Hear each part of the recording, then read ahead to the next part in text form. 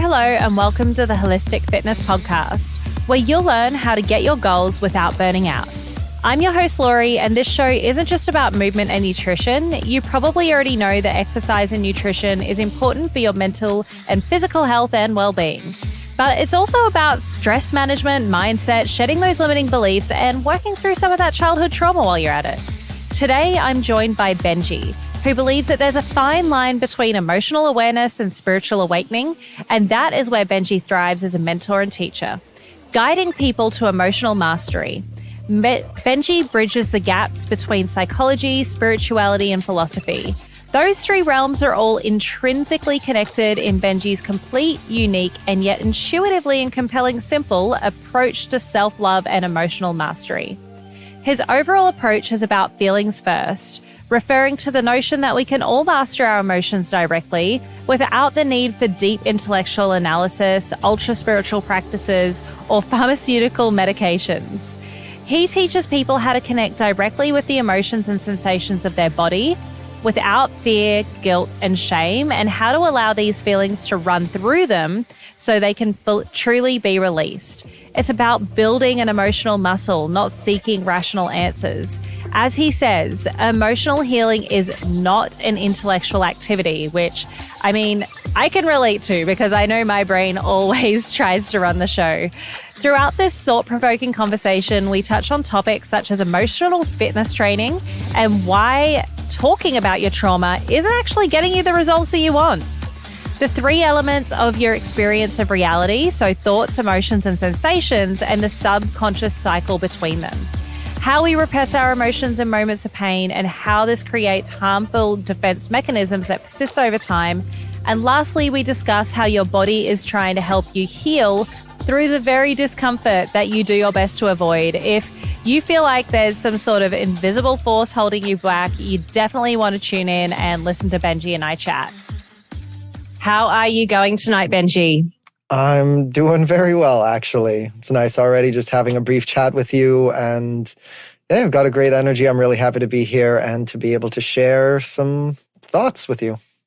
I am super excited. And yes, we definitely did vibe. I feel like I could have just chatted to you before I started hitting record for ages. I'm like, all right, everyone else needs to hear this now. So I'm a physical fitness trainer. Okay. You are an emotional fitness trainer. Yes. And the thing that I always say is you're meant to move often, and you're meant to eat whole field foods most of the time.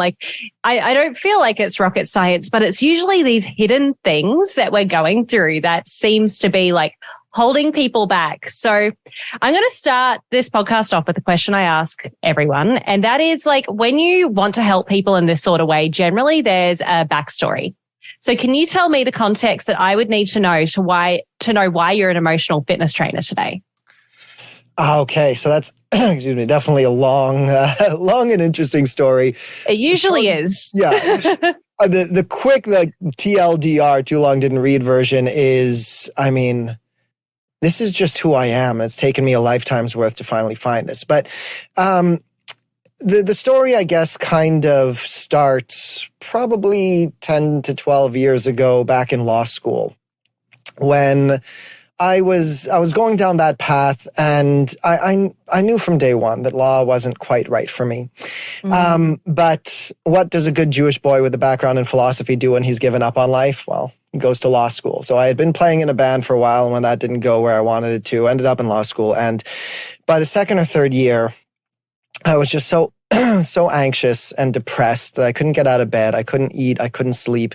And I'd been dealing with my own emotional distress issues for a lifetime. But when that all finally happened, it was like my higher self kind of stepped in, and I dropped out of law school and built a recording studio for myself. The studio you see the logo of, what you asked me about earlier. Yes. And so for a few years I was living,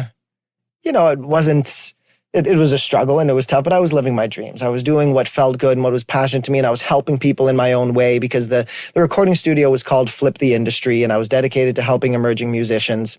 Anyways, through that, I found my way to this place in Montreal, which, I'm not going to name right now, but it was a club that I started working at. It was a burlesque club, and it was was a magical place. It was like the first place in my life that truly felt like home. And after a couple of years of finally learning how to be myself and express myself in the music industry and finding my way there, it allowed me to start opening up to myself in a way that I never felt like I could before. But what I didn't realize at the time was that while I was there learning how to truly open myself up, I think in hindsight, a lot of the other people were there trying to hide from themselves. Because the burlesque world, there's a lot of glitz and glamour and smoke and mirrors and makeup and pseudonyms and, there's a lot of drinking and drugs and sex and things like that. And so I was finally expressing myself, and I kind of thought that everyone else was doing the same, not realizing that I was coming at it from a very different energy than they were. And while they loved me for my energy at the beginning, the more that dichotomy started revealing itself, the more that they didn't really appreciate having someone in their midst who was coming at it from this different angle. And then I also fell madly in love with someone there, and like the kind of ridiculous, like Disney level love, the like, oh my God, every song on the radio is about you and everything. And when that fell apart because this particular person wasn't, she told me right at the beginning that she wasn't able to have real emotional connections. And I just didn't quite understand at the time. So when it got to a point where the emotions between us were becoming real, she started pushing me away. And that was very awkward because we were working together in this highly sexualized environment. And along with that, everyone else kind of started turning against me at the same time, and led to this very emotionally manipulative and kind of abusive scenario where I really didn't understand the dynamics. I didn't understand at the time what was going on. And so the more that they pushed me away, the more that I desperately tried to get their approval and desperately tried to fit in, which led to this very kind of, like I said, emotionally abusive cycle. Where it's not that they're there's no judgment here, but it was just this dynamic where the more that I tried to be and express myself, and the more that I tried to be kind and tried to be open, the more that they didn't like it, and the more that they pushed me away. And slowly, it sent me down this awful downward spiral, which led me to even worse than it was in law school. So I, as someone who has been desperately afraid of death his whole life, I eventually got to a point where I was suicidal. And I couldn't focus on anything. And they eventually got I couldn't work there anymore. I couldn't perform there anymore. I couldn't focus on my recording studio anymore. I couldn't do anything. I had been living my dreams, but all of a sudden, I couldn't focus on anything. The anxiety had completely taken over. The depression had completely taken over. I was diagnosed as bipolar. And when all of the medications and all of the therapy and all of the, doctor's appointment, like when all of the standard approaches were just making me hate myself and the system even more, I had to start finding my own way through it. And at around that time, I started going through a spiritual awakening, for however much you or your audience can relate to that. And looking back, I can acknowledge that in a sense, I lost myself. I lost my mind in that spiritual awakening. There was a lot that I believed in that time that I now realize was like, I was out of my mind. But there's also this weird paradox about it, because that spiritual awakening was a huge part of what led me to doing this inner healing that I had for myself, because that was the context. That was the narrative. The spiritual awakening was the narrative that led me to thinking that I had to start doing this inner healing, and to thinking that I had a mission and a purpose and that I had something to do. And so I started going through all of that healing. And the more that I started focusing inwards on myself, the more that I started sharing my journey. And the more that I started sharing my journey, the more that it started becoming clear that I really did have something to offer this world. There was this feeling deep down inside of me from a very young age that I was here to do something. That I had something, not that I'm a special person, or just there's something that I'm meant to do and I'm not quite doing it.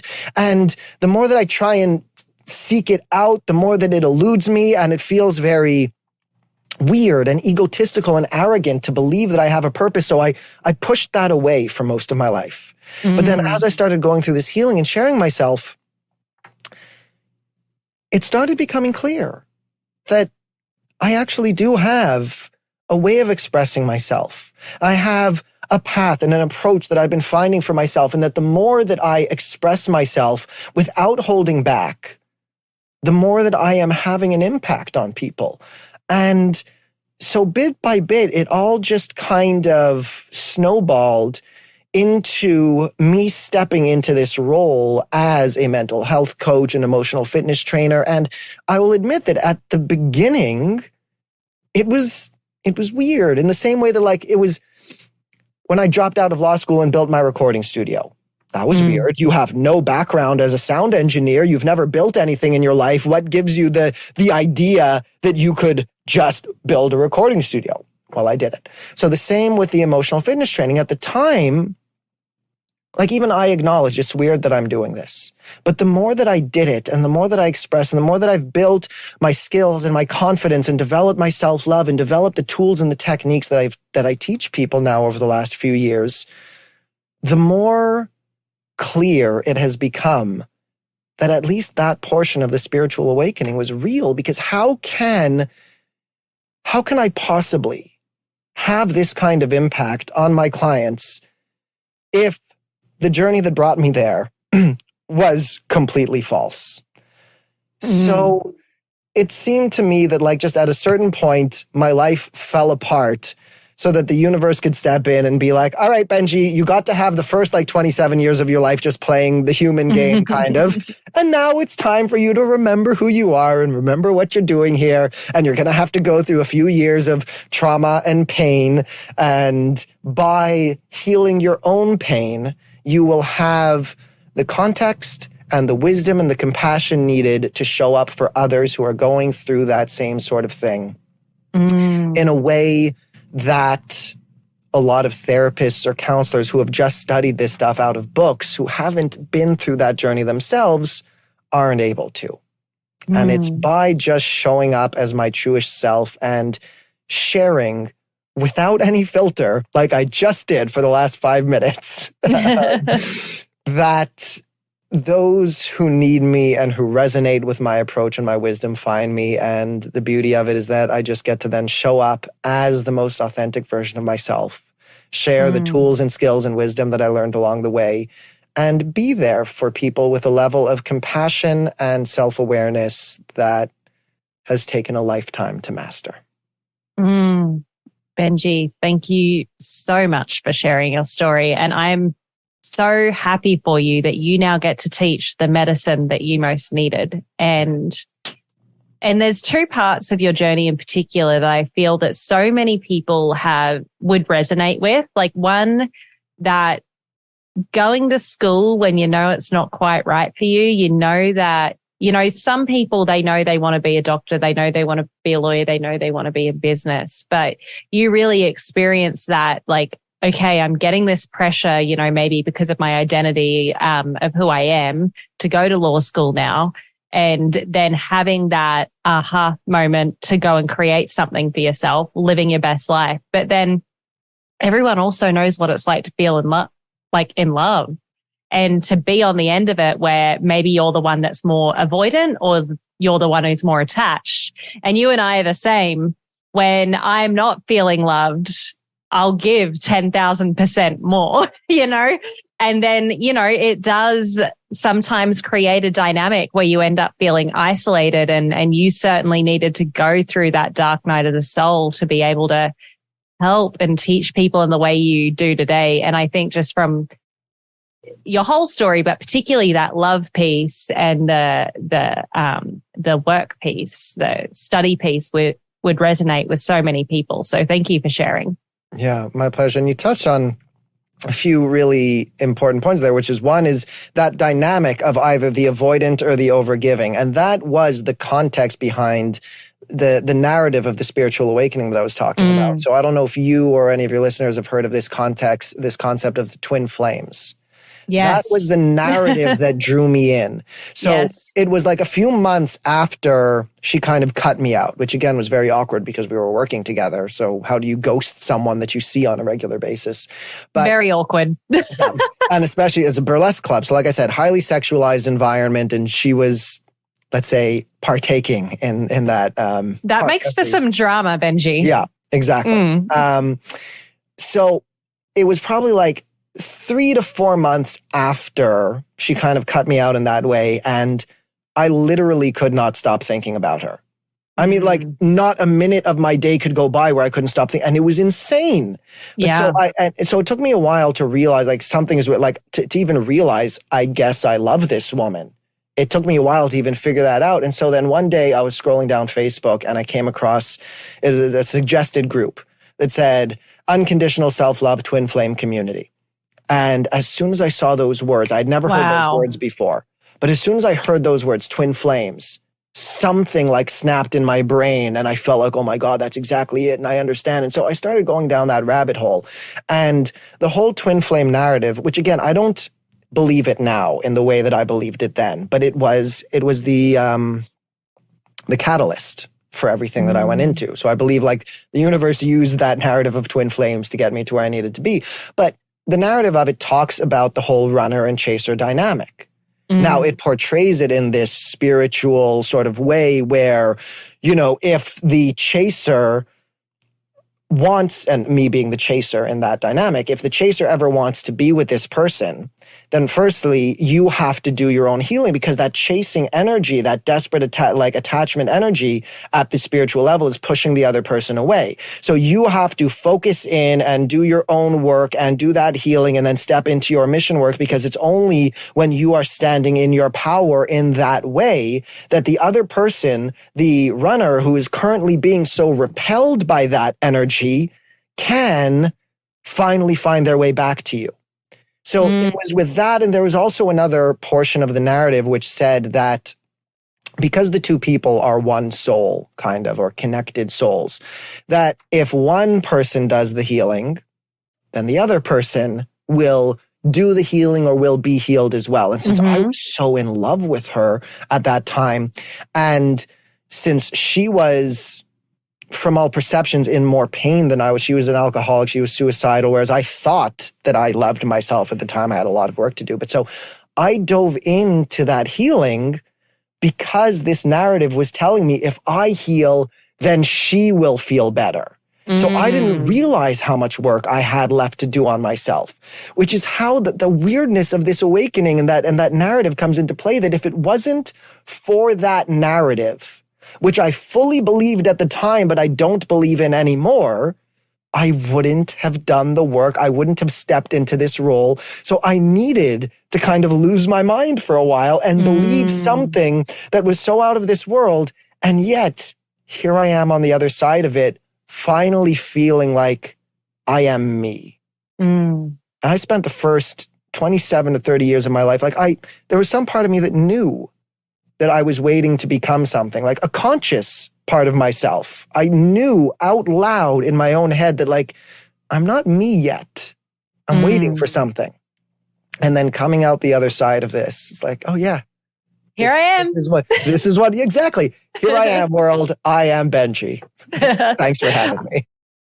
Are you tired of constantly feeling burnt out while trying to achieve your goals? Do you find yourself struggling to maintain motivation and productivity over long periods of time? I'd like to introduce you to the Goal Getting Journal, the ultimate solution for those of you who want to surpass their goals without burning out. Our journal is designed to help you set achievable goals, track your progress, and maintain a healthy work-life balance. With our journal, you'll discover practical strategies for managing stress, staying motivated, and avoiding burnout, including time blocking, habit stacking, and so much more. You'll also learn how to prioritize your tasks and maximize your productivity so you can get more done in less time. The Goal Getting Journal is perfect for anyone who wants to achieve their goals without sacrificing their mental health and well-being.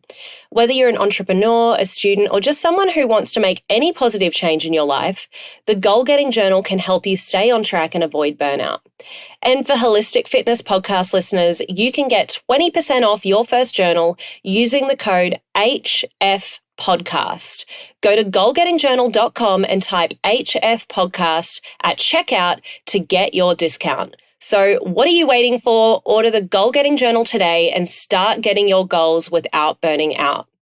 I cannot wait to speak about like what emotional fitness training actually is, but there are a few important points I feel that you just mentioned. Like the healing journey is not linear. You may get into like a deep rabbit hole on like twin flames, energy, astrology, human design, like whatever it is, or it could be like an obsession with fitness. And like the healing journey isn't linear. Like we need to give ourselves space to learn things at different points throughout the journey, because it will all come into some sort of equilibrium at the end. You know, you might start with fitness, you might start with spirituality, you might start with nutrition. You know, there's so many different journeys. And I love that you so clearly articulated, like, yeah, I went a bit on the deep end in this sort of area, but you know, I'm back where I need to be now. The other thing is the notion of like that healing. When you do start to heal, other people are uncomfortable.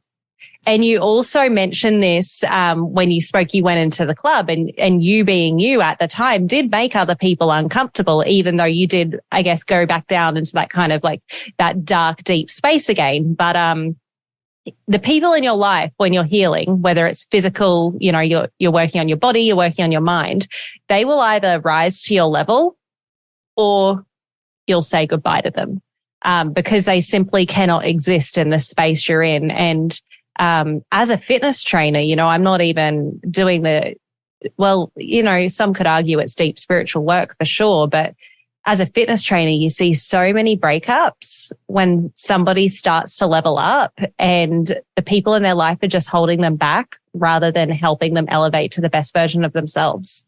Yeah. Well, I think any good relationship, like one of my perspectives, firstly, if you're doing life right, then I think you're always going to look back at where you were a few years ago and at least realize, oh, wow, I had a lot more learning to do. I had a lot more growing to do.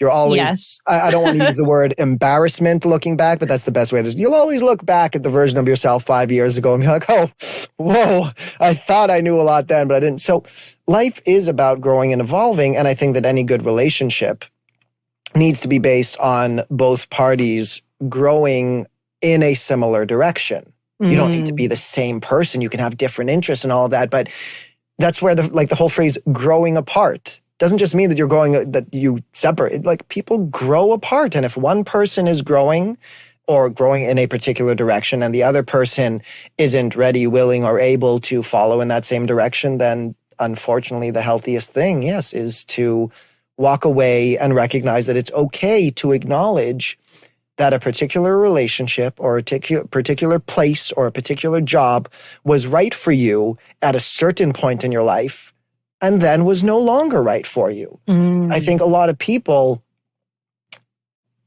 we spend so much time building an identity that is then very hard to let go of, which prevents us from growing in the directions that we need to grow in. Yes. Or we can use our identity to grow us in the directions we want to go in as well. Yes. You create an identity that I'm a fit person, then you can, but our identity is really what holds us back in so many ways. I agree with you in so many ways there. I really want to chat about emotional fitness because in full transparency, I'd never heard of emotional fitness. I think I read David Goggins' book, Can't Hurt Me. And I think it was the first time I heard of spiritual fitness that they do in Navy SEALs training. And I'm like, ooh, emotional fitness. This is a new one. So tell me about the work that you do now. Okay. As an emotional fitness coach. Yeah. So even the term emotional fitness, it's something that has been on the back of my mind for the last few years as I was doing this work. And I would call myself, a mental health coach or an emotional wellness mentor or something. But that term emotional fitness has been on the back of my mind. And I finally just decided to start leaning into it. And I didn't before because no one's heard of emotional fitness. So that seems weird. But isn't the whole point that I just want to express my most authentic self? So the whole concept of emotional fitness is that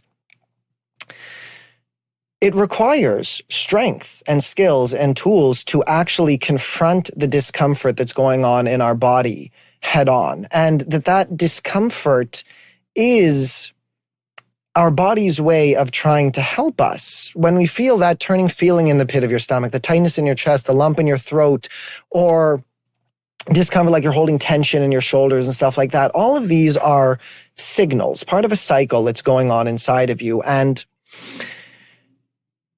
when we spend a lifetime training ourselves to think that those things are threats because we initially felt them in moments of trauma, moments when we weren't safe to feel and express who we truly are, well, we do our best to push that away. So the irony is that if you ask, I think most people, or especially, let's say, most men in society, like, what counts as emotional strength? And what historically, at least the last couple of 100 years, what we might call emotional strength is the ability to put your emotions aside so that you could go and live your life. So like the businessman in a boardroom, he's emotionally strong because he can put his fear and his shame and his judgment and his sadness aside, and he can show up as, the badass boss kind of thing. Or, a soldier is emotionally strong because he can do what he needs to do and not feel the emotions attached to it. But to me, that's the exact opposite of what emotional strength actually is. Because strength in any context is not about avoiding lifting the weights. So like if I were to say, oh, I'm really physically strong. Oh, how much can you lift? Oh, I just avoid lifting. I don't go to the gym. Therefore, my muscles are never sore. And that's how I can show you that I'm strong. Like, yeah, no, that's such a good analogy. Yeah. But that's not how it works. So basically, when we're growing up, and it can be the smallest things that, everyone knows about trauma these days. And we talk about trauma, but trauma doesn't need to be the most extreme things. Like I do help people who have gone through the worst of what this world can throw at you. Like stories that I wouldn't have believed still happen these days. But on the other hand, even if you haven't gone through intense trauma, it doesn't mean that you haven't built the same pattern. So when you're growing up and you start recognizing, wait a minute, when I feel and express my emotions, maybe when I cry or maybe even when I share joy, oftentimes you're going to get judged for it. You're going to get rejected for it. It can be something as simple as like you tell your best friend that, oh, I really like this TV show, and not knowing that TV show isn't cool from your friends, they start making fun of you for it. Okay, well, what's the lesson that you just learned in that moment?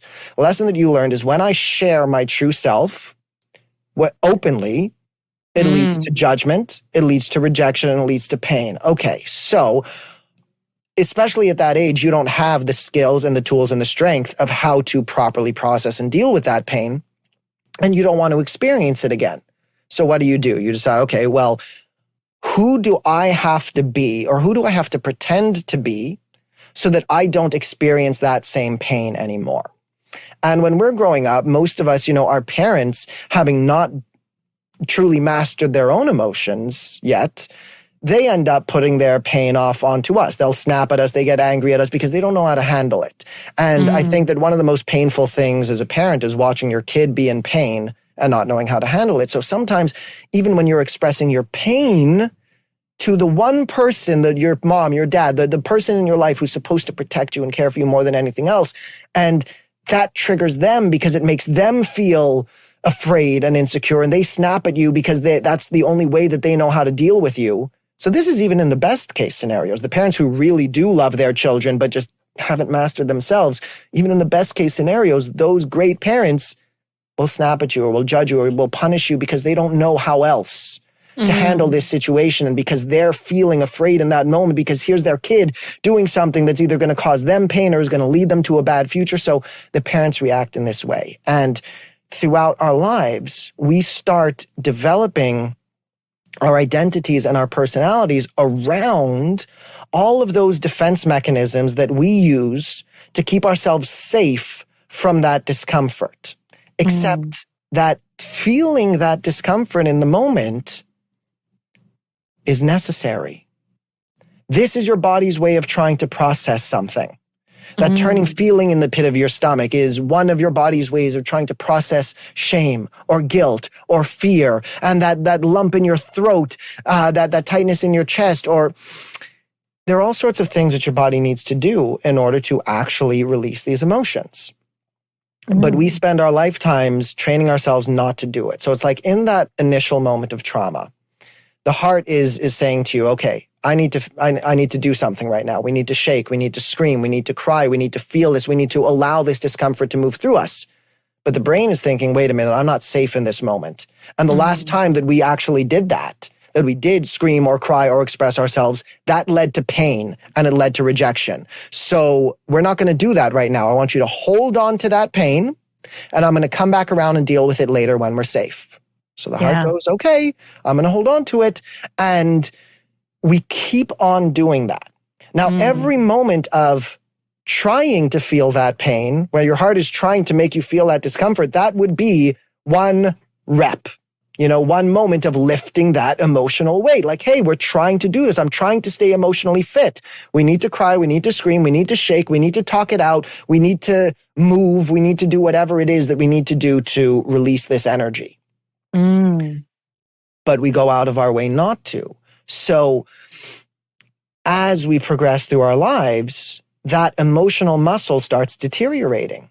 It starts atrophying. We forget how to do this and it becomes very uncomfortable. So it's like if you've spent a lifetime, let's say you're 10 years old, you break your leg and you put a cast on it and you start walking with a crutch. Now, what if you never took that cast off and never stopped walking with a crutch? Your leg would start deteriorating. Yeah. It would start atrophying. And there would come a point at which your leg would be so weak that it would be impossible to really put any weight on it. And most of the people who come to me have been doing that for decades. And so the whole emotional fitness, part of the whole emotional fitness thing is that most people spend decades in therapy analyzing the trauma. And it's great to have an understanding of where your pain came from. But analyzing the trauma is not going to build that muscle. So people spend years, like they know already where all their pain came from and they've gone over the trauma and the pain and all the memories and all the stories and they finally understand and you can put all of these labels and all of these titles and all this understanding on it. So why am I still in pain? Why am I still pushing people away? Why am I still incapable of having healthy relationships? Why am I still feeling anxiety every single moment of every day if I understand this already? Well, it's because the understanding hasn't actually allowed your heart to finally process all of these things. You're still carrying all of that emotional weight. Hey, Holistic Fitness fam, a quick message from one of our sponsors, Ned. As you all know, I recommend good nutrition, movement, and stress management practices before supplementing, so you know what type of supplementation that your body actually needs. For me, I supplement with very few products, but Ned is one of them. I'm a type A, high energy, ambitious business girly with massive goals. And sometimes I honestly just need to chill out and relax a bit. I've found that both Ned's de-stress and sleep blends fit in with my busy lifestyle and ambitious goals, but I was honestly not a big fan of CBD products before trying Ned, mostly because of the culture surrounding weed. I just didn't want something that was going to alter my state of mind so that I became much less of a goal-getter or less ambitious. That was until I learned about full spectrum hemp and their benefits. Ned blends are chock full of premium CBD and a full spectrum hemp of active cannabinoids. Ned's full spectrum hemp oil nourishes the body's endocannabinoid system to offer functional support for stress, sleep, inflammation, and balance. These products are science-backed, nature-based solutions that offer an alternative to prescription and over-the-counter drugs. All of Ned's full-spectrum hemp oil is extracted from USDA certified organic hemp plants grown by an independent farmer named Jonathan in Colorado. I'm obviously a big fan, but don't take just my word for it. Ned CBD products have over 2,000 five-star reviews, and they work with incredible partners in the medical field like Dr. Caroline Leaf, Dr. Christian Gonzalez, and Dr. Will Cole. Ned is providing Holistic Fitness podcast listeners a very special discount. If you'd like to give Ned a try, listeners get 15% off Ned products with the code LORILEE. LORILEE. Thanks, Ned, for sponsoring the show and offering a natural remedy to bring balance to so many people's well-being.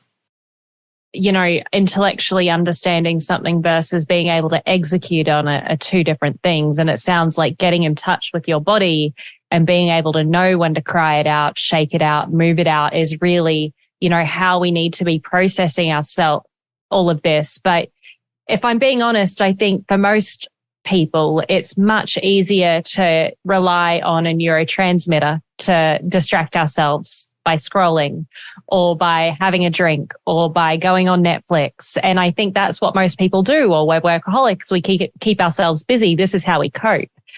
And I think when you introduce a topic like this, something hurtful happens, maybe it's a breakup, maybe it's a challenging conversation, you have your normal emotional reaction, but how do you help someone do the reps? How do you help someone know whether they need to shake, whether they need to cry? How does one just start to listen to themselves and work through this?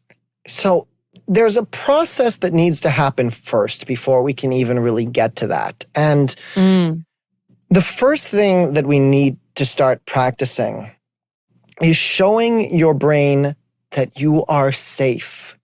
Right. Because all of those things that, all of those emotions that were stuck inside, the problem is that we've developed this pattern and this belief that those emotions, that turning feeling or the need to shake, the scream, that they are a threat. So when we're getting triggered and the heart is sending up this old unresolved pain saying, hi, here I am. You promised me that you were going to deal with me when you were safe. Are you safe? Are you ready to deal with me? The brain goes, no. Oh, no. We're still not safe. So first, we have to go through this process. We have to start actually practicing, firstly, positive emotions. And we need to break that barrier that we've put up between the head and the heart in a safe and productive way. Because one of the other big problems with therapy or with things like EMDR, which is the eye movement desensitization sort of practice, where they're going to bring up your biggest traumas and try and desensitize you to the pain of it. Wow. One of the big, I have issues with that approach a little bit. But that being said, it has helped many people, and anything that helps people, I support. So go for it. If it's something that resonates with you, go for it. But one of my issues with it, and it's an issue that's shared with therapy, is that they're trying to bring up the biggest traumas first. And this is a way that, therapy will try and it's what I like to describe. It's a process of drilling, where they're going to drill all the way down and try and find that core trauma, that worst thing that happened to you that put this whole thing into play. But that core trauma that happened, that's like the 1,000-pound weight of emotional distress that you're carrying around. And you've spent a lifetime not walking on this leg. So right now, you're not even capable of lifting 5 pounds of emotional weight. But hey, why don't we go and try and find the worst thing that ever happened to you? And let's bring that right up to the surface and let's see how that goes. So the first thing that we need to do is practice feeling the positive emotions so that we can show the brain that, because we're often afraid to even just feel peace, to feel joy, because our brain is stuck in this fight or flight hypervigilance mode. It believes that there's always a threat. There's always this tiger chasing you in the jungle. And if it ever relaxes for a moment, that tiger is going to pounce. So we need to start showing the mind that it is safe to feel positive emotions and that it is safe to start feeling the negative ones, so that we can allow that those light triggers and traumas to start moving through you, so that we can start building that weight. And then the other element of this, something that we chatted a bit about before, like I alluded to, there's the 3 elements of your experience of reality. And these 3 elements are thoughts, emotions, and sensations. There is nothing that you can experience in this life that doesn't technically fall into one of those categories. There's the external world, and that's its own thing, but everything that you experience internally is either a thought, an emotion, or a sensation.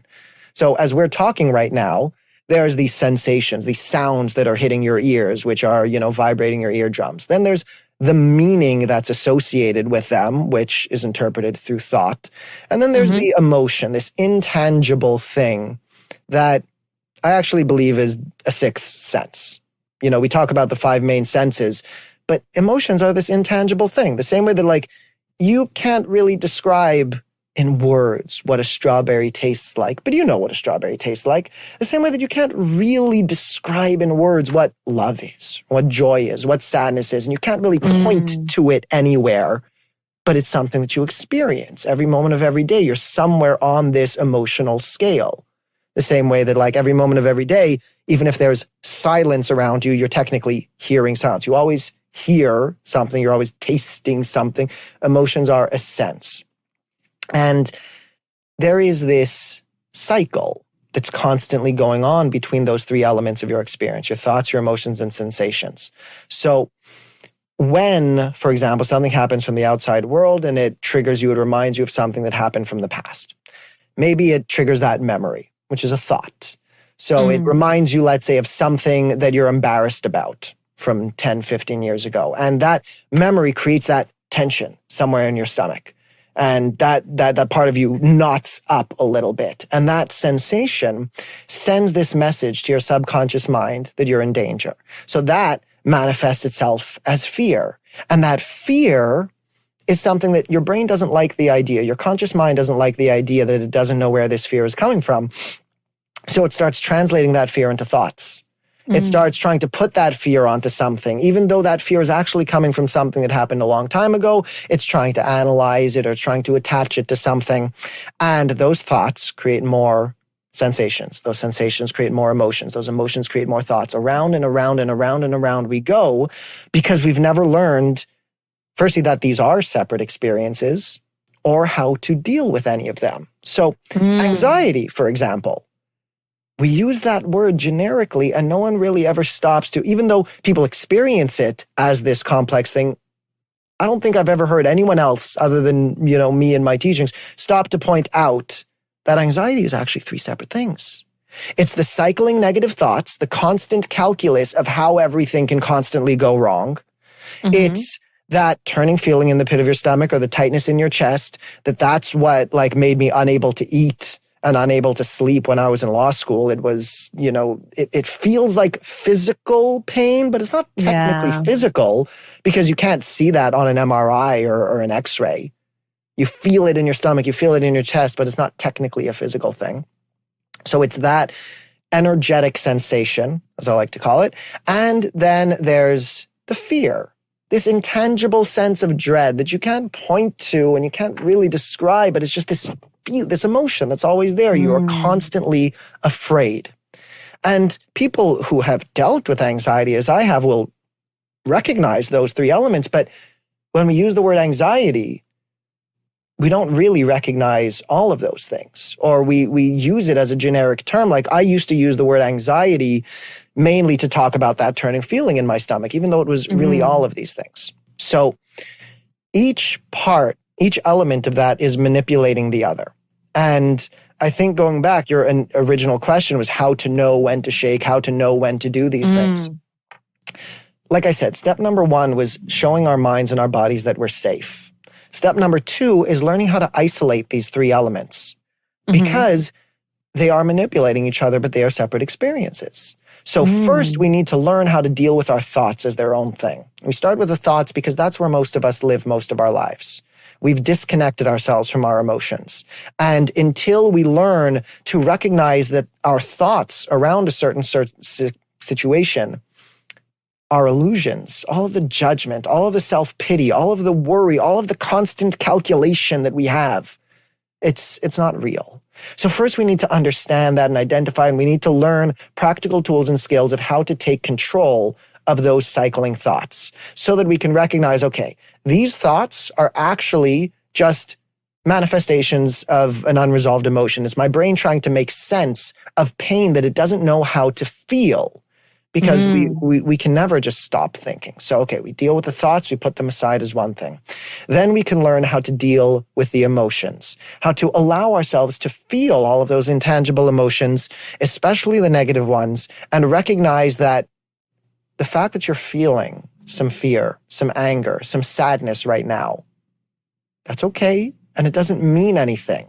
Because most of us, when we're feeling that, like I said, we start going up into the thoughts and we start calculating, okay, well, what does this fear mean? And what's going to happen if I don't solve it? And what does this mean for my life? What if I never, and what if I do? And what if whoa. That's just your mind trying to make sense of this thing. So now we can feel into that emotion and we can show ourselves how to truly feel it without it needing to create more of that tension in our body and more of those thoughts. So now we can handle those emotions without it spiraling out of control into those other places. And then we can learn how to feel into our body. Let's find that feeling. When you are getting triggered, what does it feel like in your body? Because somewhere, I promise you, whenever you are getting triggered, whenever there's shame, there's guilt, there's anger, there's judgment, somewhere in your body, you're feeling it. And that feeling, that is the unresolved trauma that you've been carrying for a lifetime. And the main problem is that you've spent a lifetime running from it because that has felt like a threat. So we try and medicate it away, or we try and cover it up with drugs or sex and alcohol, or scrolling with Facebook and Netflix, as you mentioned. We do anything that we can to avoid feeling it because it feels like a threat. Once we can take control of that cycle, then basically what we do is we open up that pipeline. That your body, when it's feeling that tension, that's just its way of trying to heal.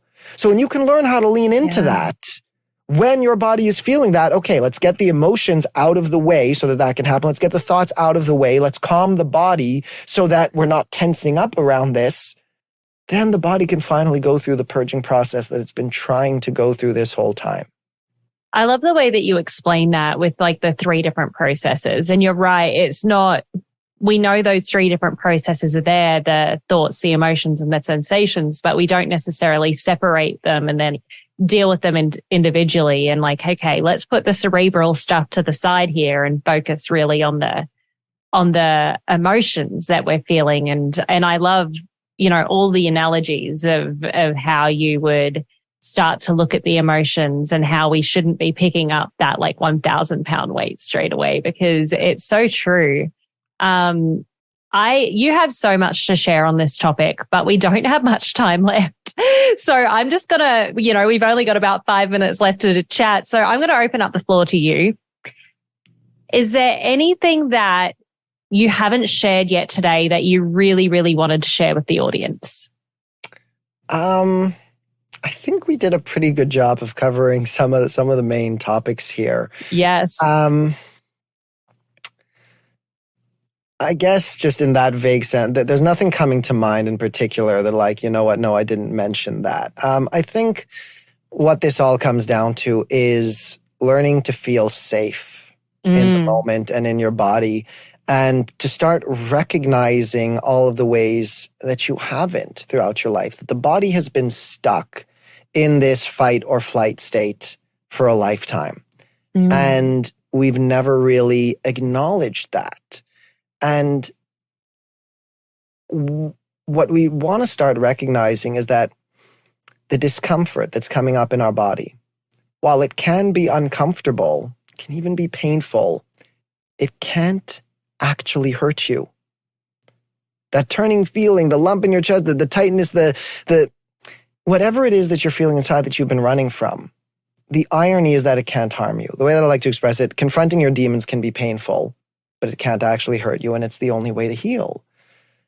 And the irony is that like what does actually harm you? All of the things that you do to avoid feeling it. So ultimately, fear is the real problem. I think some of the truest words ever spoken is that the only thing to fear is fear itself. Because when we can get rid of that fear in the moment of feeling ourselves, of expressing ourselves, of confronting ourselves, then the body can finally, like I said, it goes through a purging process that it's been trying to do this whole time. Your body's been trying to help you heal. It knows what to do. In the wild, like a gazelle, after it runs away from a lion, it will, the fear in that moment is helpful for it because it provides the adrenaline to help it run faster and get away. But after it gets away, it lies down in the grass and it shakes uncontrollably. And that's its instinctive way of processing and resolving the fear and the trauma in that moment. And then it gets up and it walks away like nothing ever happened. But we've stopped doing that. And analyzing your past and your trauma is never going to reconnect that natural function. It's a great start, and it can be helpful for many people. And I think that it's been helpful in our collective progression as a society that we needed to at least acknowledge. Like 60 years ago, if you said to someone like, oh, well, maybe my childhood trauma is affecting me as an adult, they would have laughed you off. Like, we needed to analyze these things so that we could at least come to a point in our society where we can acknowledge that, yeah, maybe if you got slapped around as a kid, that has an impact on you as an adult. Yes. Sunk it.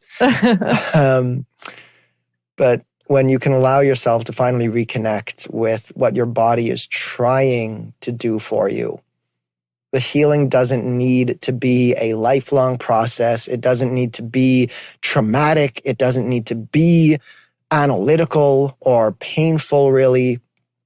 And you can learn how to be an authentic version of yourself that you never even realized was stuck inside there.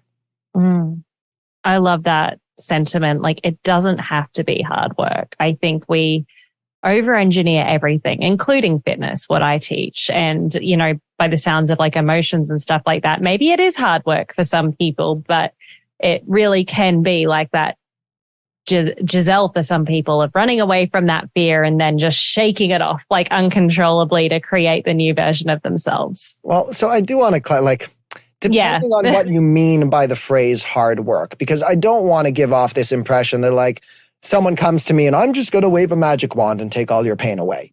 It requires commitment and it requires effort. I think what I said was that it doesn't have to be painful.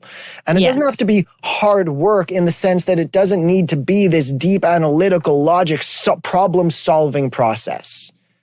But it does require time, it requires effort, it requires your commitment.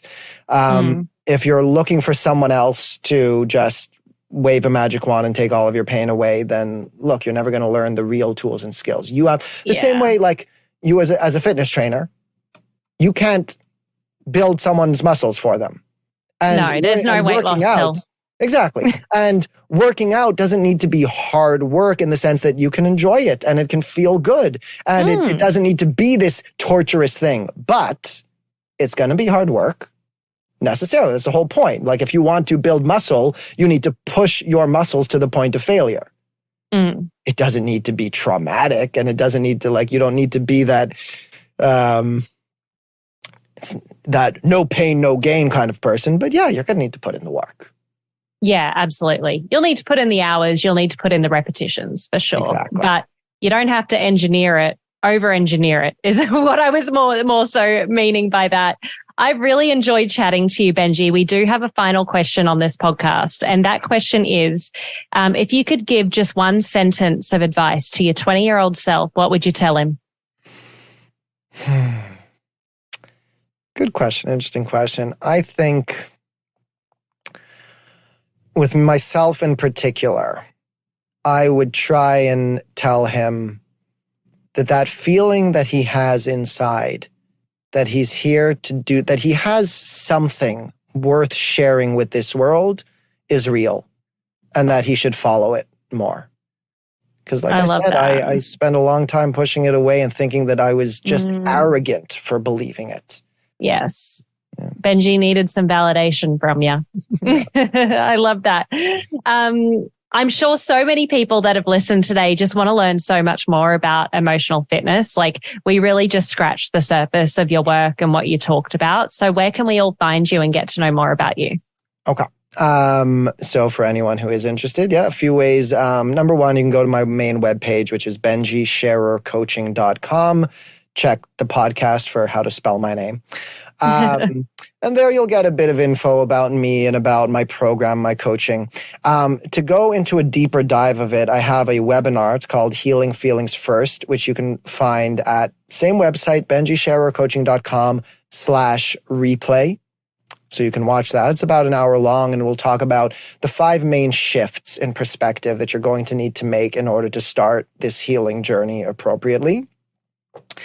Alternately, I have my book. I've got a couple of books, but the first one people should start with is called Feelings First Shadow Work. Some of you might know what shadow work is, and the whole point of the Feelings First idea is that a lot of people still approach shadow work as this intellectual thing where they're trying to analyze their trauma. And I'm trying to help people understand what shadow work is really about. Or lastly, you can join me in my Facebook group, which is called Self-Love and Shadow Work Modern Awakenings. Awesome. And we will have all of that in the show notes as well, so people can get in touch with you easily. Thank you so much for joining the podcast tonight, Benjy. It was a real pleasure. Thank you so much for having me. It was amazing. And for everyone at home, in the car, wherever you're listening to the podcast today, eat well, move well, breathe well. And until next time, keep shining.